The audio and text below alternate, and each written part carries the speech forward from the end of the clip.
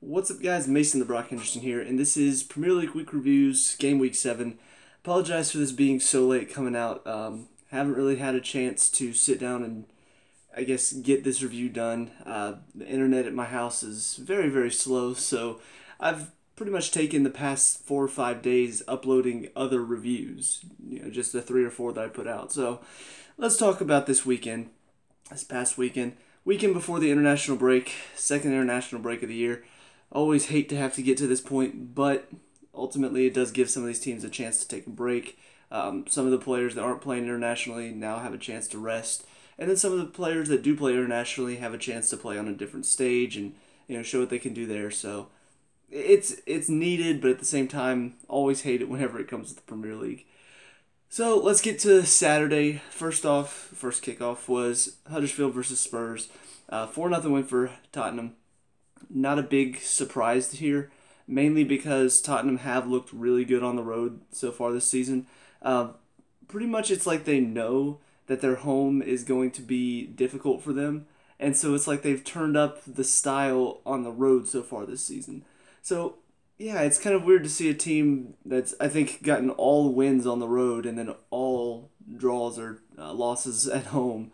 But so far, that's what Tottenham's been doing. As far as Huddersfield's concerned, they started off well enough, so losing this game isn't the end of the world for them. They've gotten enough points to sort of keep them okay for now whenever they face these top teams, but it will be a bit of a concern for them that they're starting to drop off so early. You want to see a new team. Whenever they start so strong, you typically see them do very well for the first 10 or 11 games. And then when we start to reach the midpoint of the season, that's whenever they start to drop off because it just becomes too many games. So they'll be a little bit concerned that this doesn't become a thing for them, that they've just started losing and dropping points here and there. Second set of matches, first one, West Ham, Swansea. At West Ham, 1-0 win for them. Great result for West Ham because they've needed some wins. They still not starting off very well so far this season. It's been a very difficult road for them. With all these new players coming in, they've had to sort of hope that they can get it all together and get this team working together. So to get a win at home, finally, probably a good result for them. Didn't really see the performance, so I don't know if it was well-deserved or if it was a lucky win. But for Swansea, bit of a concern for them because they got some quality strikers in up top. They've got Abraham up there. They've got Wilfred Boney back. So the fact that they are having trouble scoring goals right now will be a bit of a concern for them. But for both teams, for West Ham it is a good win, but for Swansea I think a loss on the road doesn't really hurt them that much because they've done okay so far. But they'll want to make sure they pick up some points at home over the next few games because if they don't, they could very well end up in that relegation battle. West Brom Watford draw 2-2. A kind of predictable result for West Brom just because they tend to draw. I mean, I don't know what it is about them. I don't know what it is about Tony Pulis' style, but a draw is the typical result for them. Watford, though, I think this is another good result for them because they were one of the teams that everybody was just like, oh, I don't know if they can do it. I don't know if they got enough this season. But they've shown they have the quality. A draw on the road, especially at West Brom, is a difficult result. And so to get 2 goals and manage to get a point away from there, I'd say they probably come out of there pretty happy. But for West Brom, it's got to be a concern for them that some of these games where they probably should be winning, they're only taking a point away.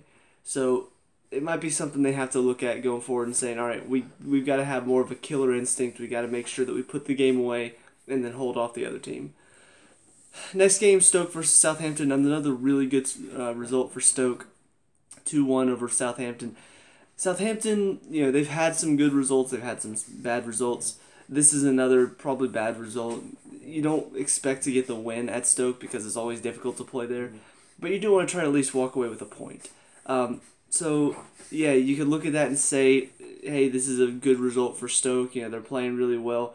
But I think you got to look at Southampton and say that they just don't have the same quality that they had last season. It's another poor result for them. And you just got to wonder if things are going to turn around for them or if it's all going to just slowly drop off until they're bottom half of the table by the end of the season. Stoke, though, will want to keep riding this momentum as long as they can because they're playing very well. They pushed themselves up into a very good position. Now it's just making sure that they can keep winning these games at home against some of the other teams and then taking points away from the top teams. Next game, probably the most predictable result of the the weekend. 4-0 Man U over Crystal Palace. Man U have looked really, really good so far this season, so no surprise here. Palace, once again, can't score. It's just a predictable result whenever Palace go to anybody. Next week they've got Chelsea at their place. I really don't expect them to get much out of it. It's just not been a good start for them, and they can't seem to find anything to change it. They changed managers, nothing's changed. They're still the same lowly Crystal Palace that we saw at the beginning of the season. So I think they're just going to have to look at themselves and say, we didn't do enough in the summer transfer window. We didn't get the right players. We didn't prepare for this. And it's showing. It's really, really, really showing. Last one at this time slot was Bournemouth versus Leicester. 0-0 draw. Kind of a mixed bag for both teams. For Bournemouth, it's good to keep a clean sheet, but at the same time, you want to win at home. So getting the point away is not a terrible result. They've not been playing very well so far this season, but you should be winning at home. You should be getting these results put away. So kind of a mixed bag there. And for Leicester, same thing, mixed bag. You managed to hold off. You managed to get a point away at Bournemouth. But at the same time, Bournemouth have not been playing well, so you should be getting 3 points here. So I look at both of these teams, and both of them are kind of in limbo right now.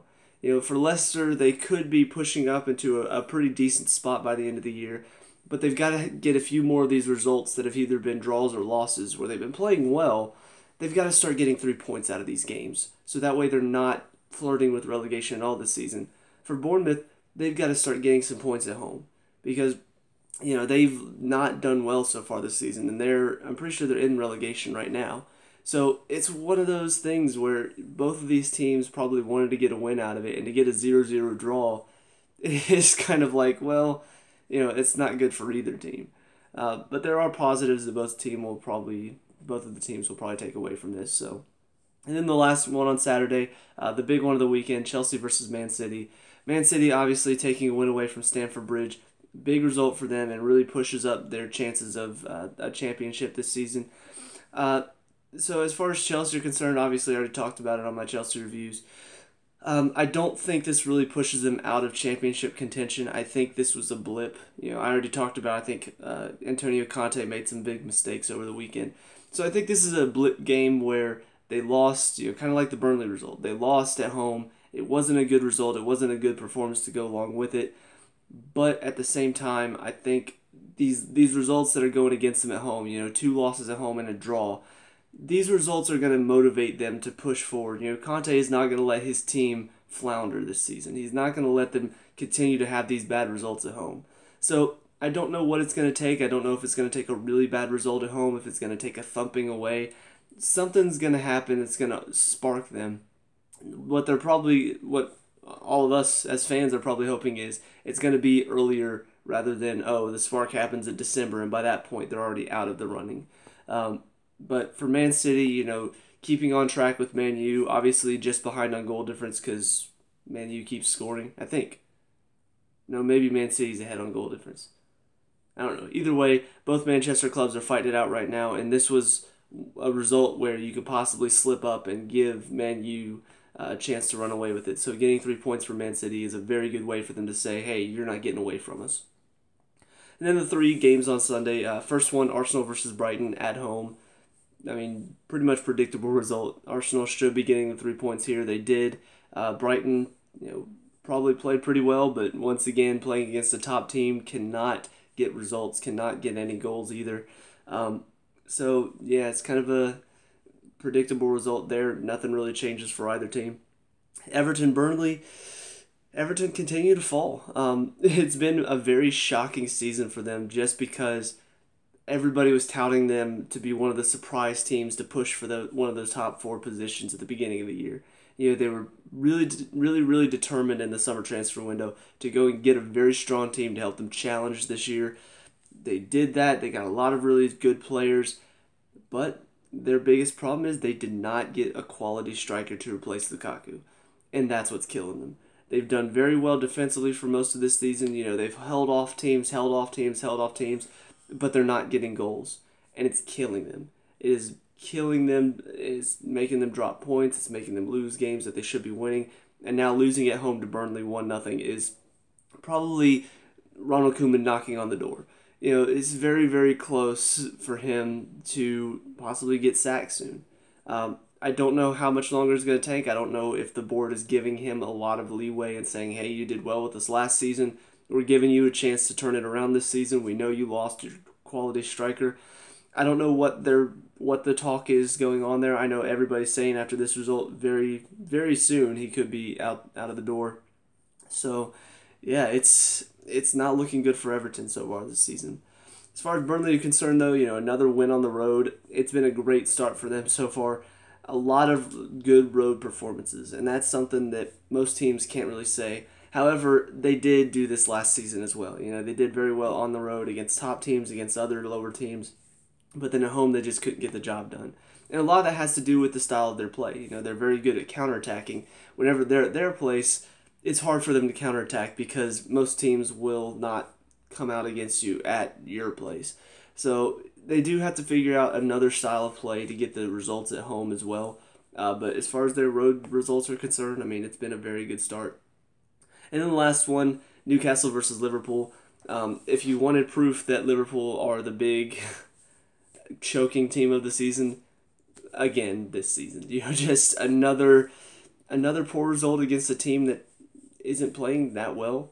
Newcastle, they put together a few good performances against the lower sides, but you should be winning this game if you're Liverpool. You've got, I think they've got all of their players back. I don't know if Mane was still out with the red at that point, but Coutinho is playing again. He scores a great free kick.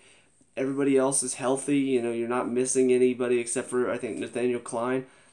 You should be winning this game. It's Newcastle. But once again, they slip up against a team that they should be beating. And that was the story of their season last season. They draw, they lose against lower teams. They do well against the top teams, but that's not enough.